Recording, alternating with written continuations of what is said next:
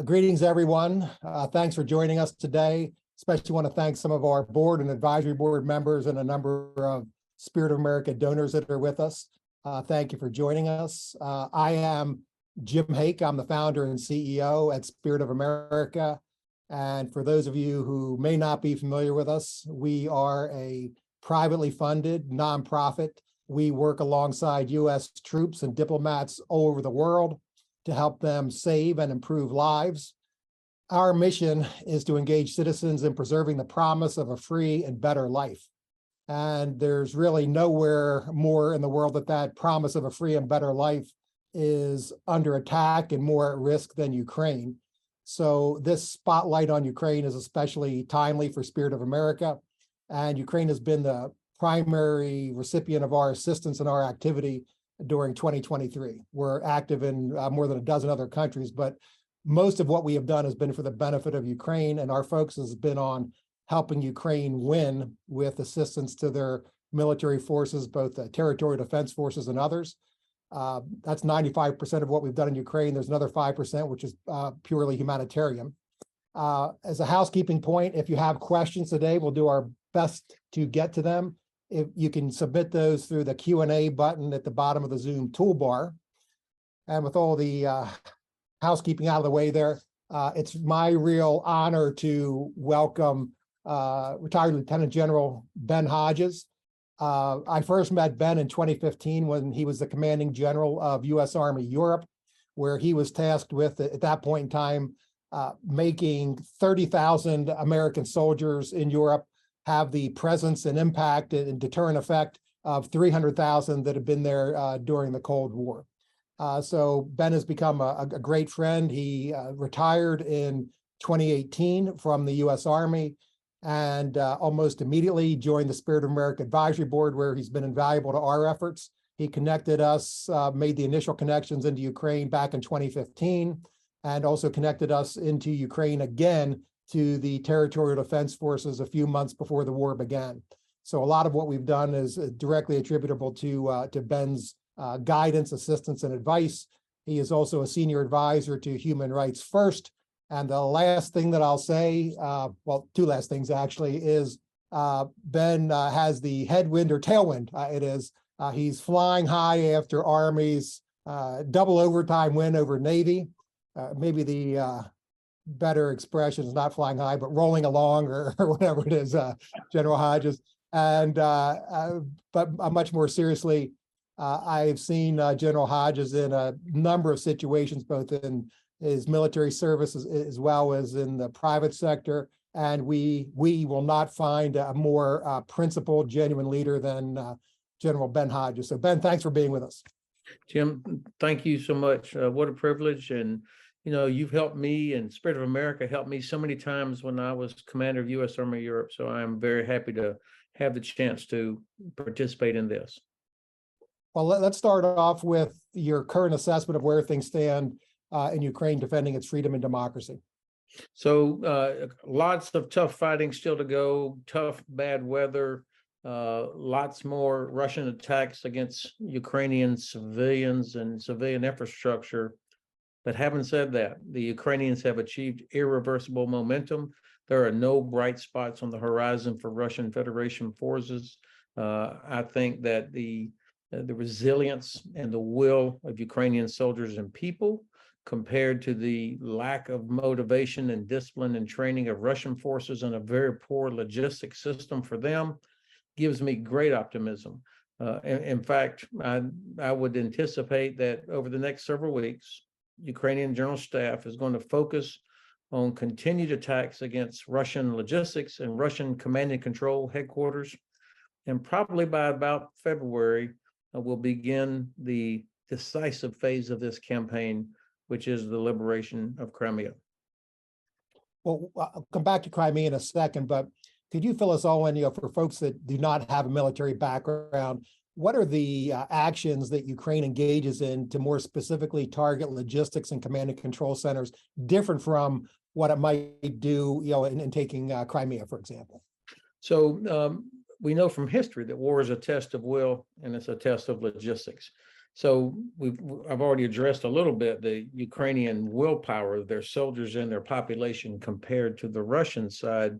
On the logistics side, the Russian logistics system was never designed for sustained land combat operations. Yet that's what they're having to do now for over 9 months. And if you think about Crimea, which is the decisive terrain of this campaign, there are only 2 roads that lead to Crimea. One goes over the Kerch Bridge, the famous Kerch Bridge, on the east end of Crimea, and it's already been severely damaged. And I imagine Ukrainian forces will go after that bridge again to keep it damaged. The other road is what's known as the land bridge that runs from Rostov along the northern coast of the Azov Sea through Mariupol and Melitopol and into Crimea. So of the 2 routes, one is the bridge has already been severely damaged. British intelligence expects it will be several more weeks before it's possibly ready for full capacity again. I don't think the Ukrainians will let them get there. The land bridge was hit yesterday in the city of Melitopol, which sits right on that line of communication, a big attack there. So the Ukrainians are already showing they have the ability to hit that other route that brings in ammunition, repair parts, troops, more equipment, the things that are needed for sustained land combat. So, in other words, in my view, Ukraine is attempting to choke Crimea by severing the 2 lines of communication, which will make it very difficult for the Russian forces to defend it through the summer. And why do you say that Crimea is the key terrain in Ukraine's defense of the country? Look, actually, this whole war is about Crimea. I mean, the Russians laid out all sorts of fairy tales about why they had to go down there and denazify Ukraine and liberate Donbass and all of this. But really, at the end of the day, it's about control of the greater Black Sea region and about the destruction of Ukraine as a state and even the idea of Ukraine as a state. And Crimea is what makes Ukraine so important to the Black Sea region. And it's why Catherine the Great annexed it for the first time back in 1783. That Crimean Peninsula that juts out into the Black Sea gives whoever owns it the ability to dominate or certainly control what goes on in the Black Sea region, which is why Russia, even though officially 3 times they acknowledged that Crimea belonged to Ukraine, they decided to attack it again. If Russia is allowed to keep any of Crimea, then Ukraine will never be fully secure and safe. So the talk about negotiations or allowing Russia somehow that they are entitled to it or that that's a red line actually guarantees that Ukraine will never be stable or secure. That's why I think, obviously President Zelensky has said restoration of all sovereign Ukrainian territory, including Crimea, is the objective. The administration has hinted at that over the past several months, but they haven't said it full-fledged that, yes, we're going to support Ukraine all the way to the recapture of Crimea. And what particular forces, techniques, weapons are needed to be able to take down the command and control centers and logistics on Ukraine's side? Is that a conventional military? Is that special operations? What does Ukraine need to be able to set the conditions to take Crimea back? So it's going to be a sophisticated approach. Crimea, of course, as a peninsula, is connected to the Ukrainian mainland by a very narrow isthmus called Perekop. And in the old days, the way to defend Crimea would have been lines of defenses across that isthmus, which would be very difficult for any assaulting force. The Ukrainian General Staff has impressed me as being much more sophisticated than that, much more patient and much more disciplined. And so I think for the next 2 months, they're going to be moving HIMARS and other long-range systems closer and closer, as well as using their own drones, which they recently demonstrated significant reach when they hit 3 Russian air bases last week. So they have the capability now to start hitting Russian Navy base at Sevastopol, Russian logistics points around Crimea, Russian headquarters around Crimea. And I think that's what we're going to see for the next 2 months is the constant degradation of logistics, command and control, airfields, and seaport. The Russians have already moved their submarines out of Sevastopol back to the east to their own to their own Navy base at Novorossiysk. And I think that the Ukrainian forces will attempt to continue that degradation so that at some point, Crimea becomes untenable for Russian forces. If the Ukrainians had ATACMS, not right now, the 300-kilometer range rocket that's fired from HIMARS, they would already be hitting Sevastopol today, which would accelerate this whole timeline that I have in mind. But nonetheless, I think the key will be long-range precision fires from HIMARS and other long-range rocket systems and drones. And also, I would anticipate that the very, very capable Ukrainian special forces and perhaps even some other partisans that are in the region will continue to make things very difficult in the Russian rear area. This is all part of setting the conditions for when the time does come that Russian forces have to be pushed out the old-fashioned way off the Crimean Peninsula. And you predicted that for this summer, right?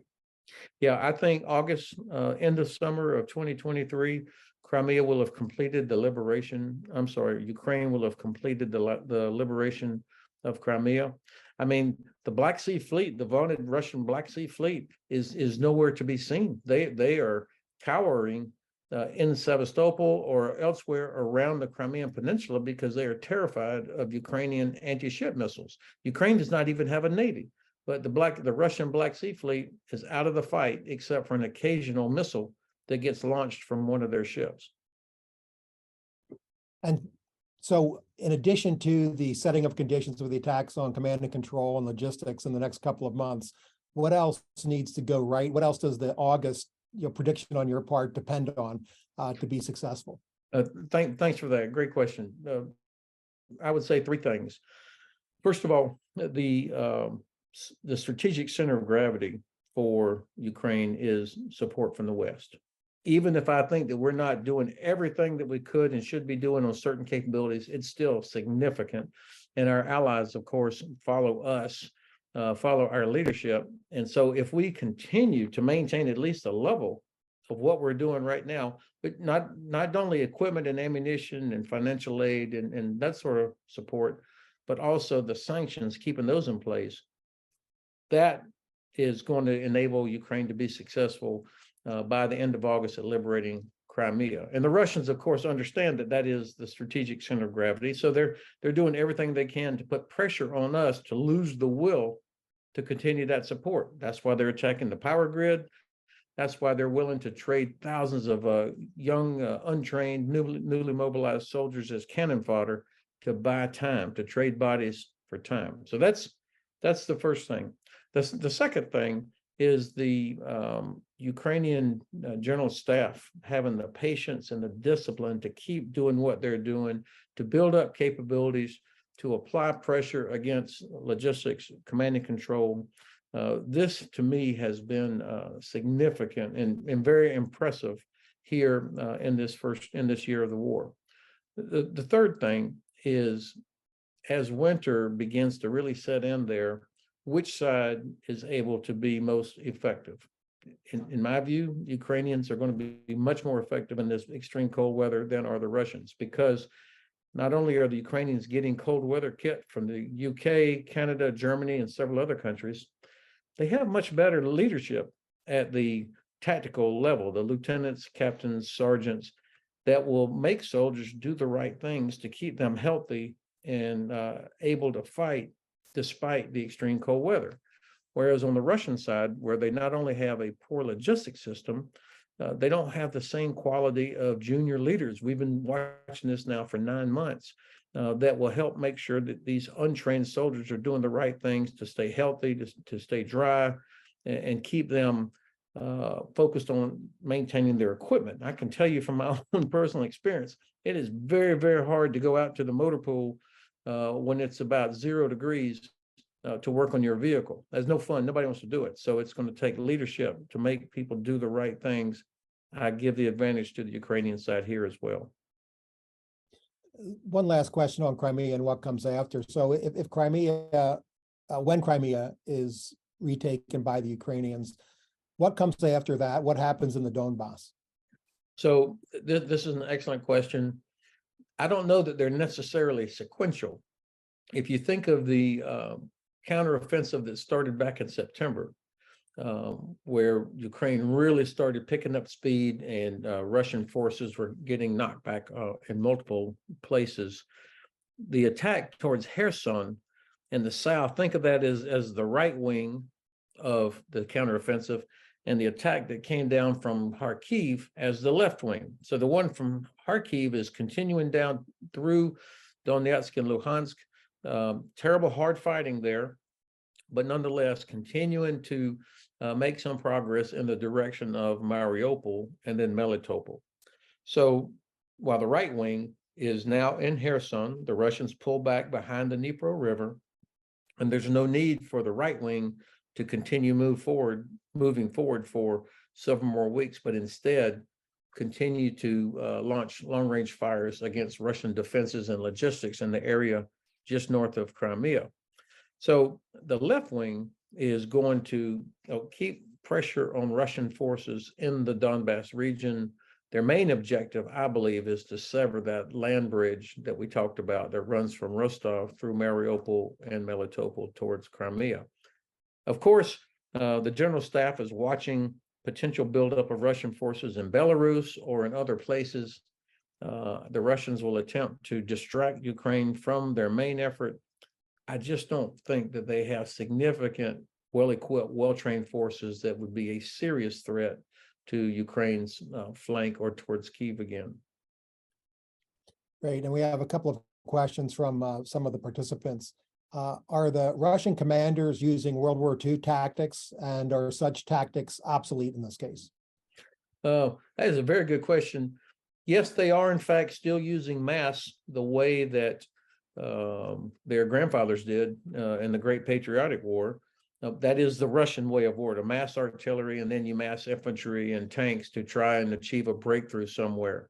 The problem, the difference here is they don't have the same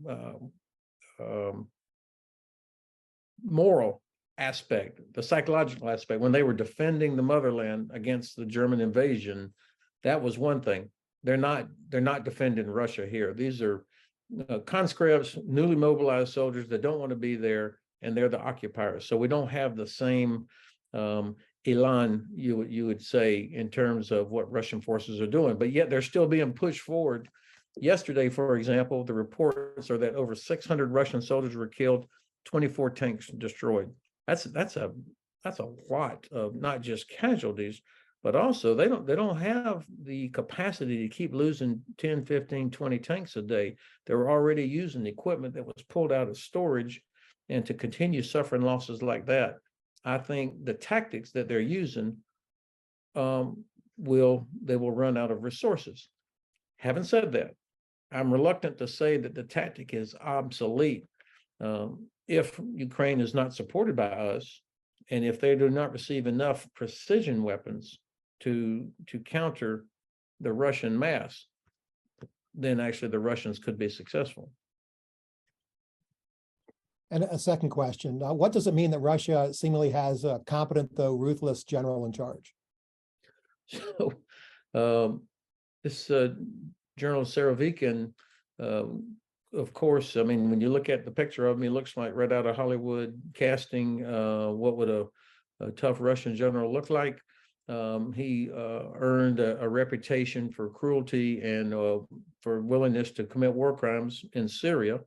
And so he's the guy in charge now, using the attacks on the power grid that kills hundreds of innocent Ukrainians and puts them on the road by destroying civilian infrastructure. So he seems willing and able to do that. The reports that I see indicate that he has had some success in addressing some of the problems and challenges of the Russian system, but I don't think that he by himself is going to have enough time or the ability to fix the more deep-seated problems that they have throughout the Russian Ministry of Defense about logistics.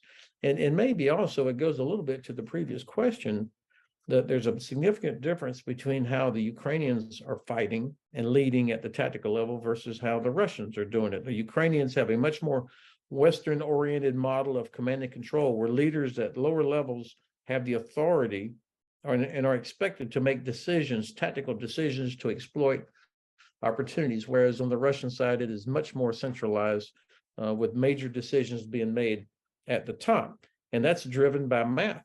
Where they've already figured out how much artillery they think they need, how much armor they think they need, how many people they think they need, and then you push forward.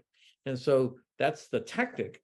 That's the command and control philosophy that they use, which I think inevitably is going to fail. And when you're very aware, I know, of people who say that Ukraine is not America's business. Why are we involved? Why are we helping? What do you say to folks who bring that up? Thank you, Jim. This is very much America's business, not only because Ukraine is a young democracy, barely 30 years old, not perfect, very young, but this is about protecting the international rules-based order, respect for human rights, respect for international boundaries, respect for international law, the system that was set up by us and our allies after World War II, and from which we have benefited significantly. If we're not successful and Russia is able to run roughshod over international law, over human rights, over international borders, then that leads to the collapse of the system from which we have benefited. And obviously the Chinese are watching very closely as well. And then there's a practical aspect of this. America's prosperity is tied to Europe's prosperity, and European prosperity is based on having stability and security and trade on the continent of Europe. If Ukraine is defeated, if Russia is not stopped, then that puts at risk Russian prosperity. All of us are dealing with higher gas prices right now, exactly because of Putin's invasion of Ukraine. So stopping him there also is good for American economy and our own prosperity as well. So a bit of advice for us at Spirit of America, while I have you. As you know, our focus has been on providing assistance to Ukrainian armed forces to help them win. And we've done a little bit on the humanitarian side. And our focus going forward is the same. And the assistance that we're providing right now is winter gear, night vision, military trucks, even portable hot showers, support for a training course for Ukrainian company commanders. Are these the right kinds of things to be doing? And what else should we be looking at? But those are exactly the kind of things that are needed in what Spirit of America, your classic approach to filling in the gaps that can't be done by the Department of Defense or Department of State, but yet those are clear requirements. And the way that you guys have already provided so much, I've spoke to a group of the territorial defense officers the other day by Zoom, and thinking about those young officers that not only are critical to success on the battlefield now, but also having a role in the future of their country in the rebuilding post-conflict. So what Spirit of America is providing helps them survive as well as helps them accomplish their mission. So you're filling in the kind of things that are needed. And of course, during winter warfare, it's a grim, nasty environment. People will go through stuff. So having enough cold weather gear, I mean, basic things, socks. I mean, I can remember General Petraeus, when he was my division commander, getting personally involved in making sure that in the opening invasion of Iraq, that we have replacement boots, socks, and t-shirts, because you wear this stuff out. It was that important to the division commander. So here you are, you and your team addressing needs that are kind of mundane. They don't make headlines like HIMARS or tanks or Patriot air defense systems, but they're essential to keep soldiers in the fight, to keep them healthy. And this is an important part of why Ukraine is going to be successful. Yeah, well, you pointed out the territorial defense forces, and not just those, but across the country, the initiative and spirit of the Ukrainians is a huge inspiration for us here. I'm going to go through your thoughts on a few other countries and how they've responded to Russia's war on Ukraine. So what's been the biggest positive surprise in your view in terms of how another country has responded? I think, as we expected, the Baltic countries and the Baltic countries in particular, but also Czech and Slovakia have provided assets that when they don't have much to give, and the Baltic countries in particular live right there, but yet they understood why this was important. That was not a surprise, but it's worth noting. I have been positively surprised how much the UK has provided.